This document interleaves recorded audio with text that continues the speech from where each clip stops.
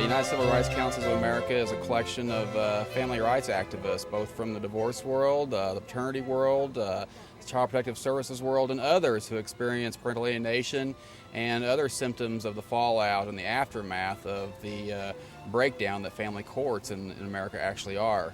And what we're excited about this year with the presidential election and just that whole energy level, of course, everybody wants change, change, change, change. And everybody in the family rights movement knows that we need dramatic change for our children and for our families. There's even extended family members suffering from this. When you take a child away from one of its own two parents, you're taking a child away from half of itself.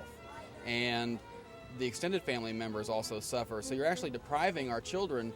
Our family court judges are depriving our children of half of themselves all the time to give like sole custody or something that gives a dramatic parenting time with one side and not the other. It kind of warps our children, and they're deprived of half of themselves. And that, of course, is the main core reason why we're rampant in this country now, with 10 and 15 and 20 times more likely of the kids to be in suicides and drugs and high school dropouts and gang violence and teenage pregnancies and this and that and the other.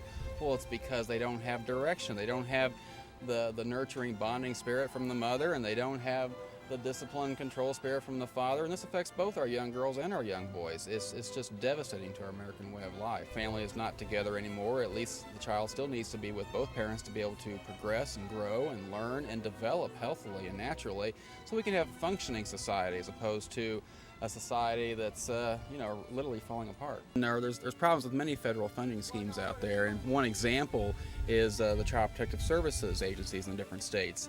Unfortunately, they're not based usually on true needs, on true investigation of what's really needed.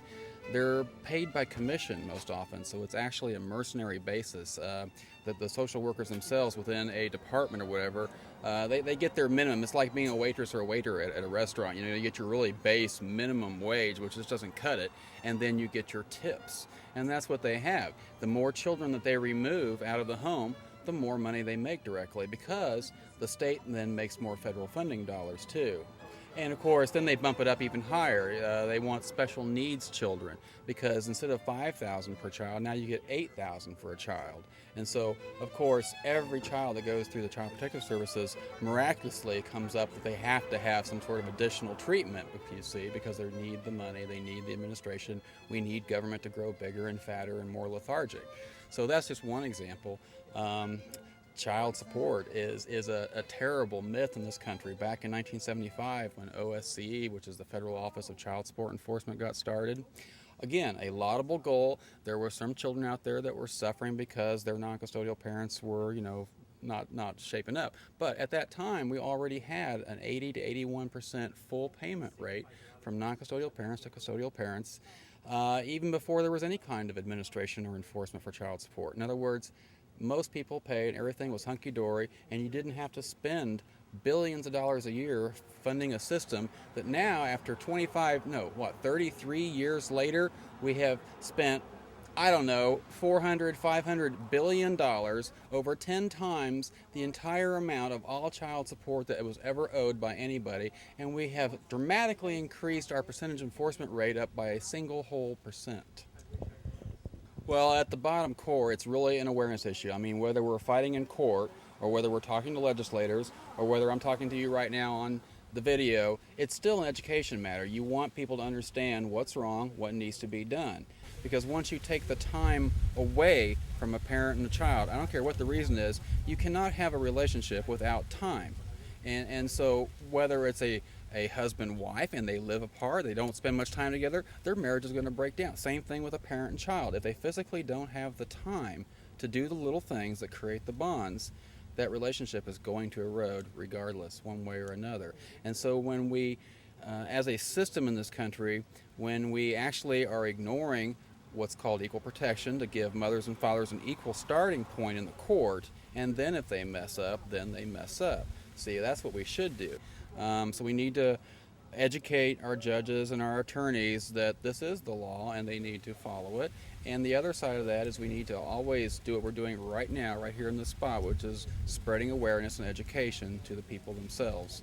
And of course, there's a whole level. You got your legislators and politicians, you've got your judges and court industry, there's the American taxpayer. If they realized what they were paying for, they would be outraged. I mean, we're literally funding our own societal doom. I mean, literally. And not only that, but it spills out into all kinds of programs that we wouldn't need. We talked about the drug abuse, the high school dropouts, the teenage pregnancies, the gang violence, the suicides, this, that, and the other. But stop and think for a minute how much money that costs the American taxpayer every day. So if we would just back up the clock and say, okay, parents, in a divorce or a similar situation, you both start out equally because you do have constitutional rights, and we start from there. And in most cases, that's going to work for most cases. Sure, they're in divorce court because they don't get along anymore. That's true. But if you take away the main thing that they want to try to fight about, as we've removed that from the picture, you can't even fight about that anymore. Most of that fight also goes away. Well, there's three kinds of support that I know that they need. One is the ongoing back and forth legal help, and another is just the pure venting or talk about help. They need a discussion group so that they can actually learn that what they're going through is not unique. It's not a devastating, oh my gosh, how did this happen to only me in the entire world? No, they need to understand first that everybody's going, or there's a lot of people going through it. I mean, literally in this country, we've probably affected over half of this country by now, including extended family members. So they need to know the social network is out there, legal help, and then there's usually going to be looking for some sorts of therapy, counseling, and that kind of thing for the affected family members. What many of us have in this country is an organization called United Civil Rights Councils of America. That's at unitedcivilrights.org. And we have spent a year and a half gathering up known people and known organizations across the country in every state and every county. Let me back that up, in every populated, busy state and county area. And out of the 3,000 some counties in our 50 states, we have about 1,000 listed leaders right now with photos and content information all over the country. And another 15, 20,000 sitting in these county Yahoo groups, or little e-discussion groups for every county out there, and of course for every state and some regions.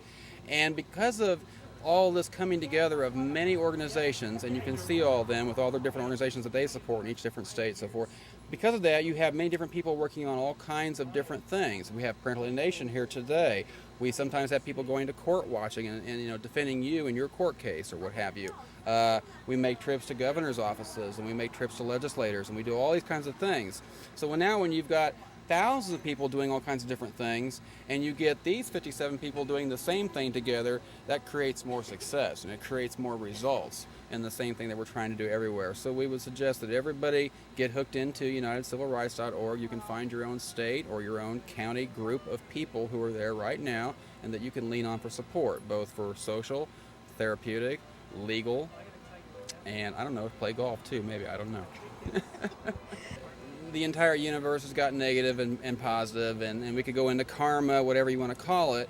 But basically, if I am a good and loving parent and my children are in danger or encumbered or they're in some way interfered or burdened, then I as a parent must do something about that, no matter how long it takes, no matter what it takes.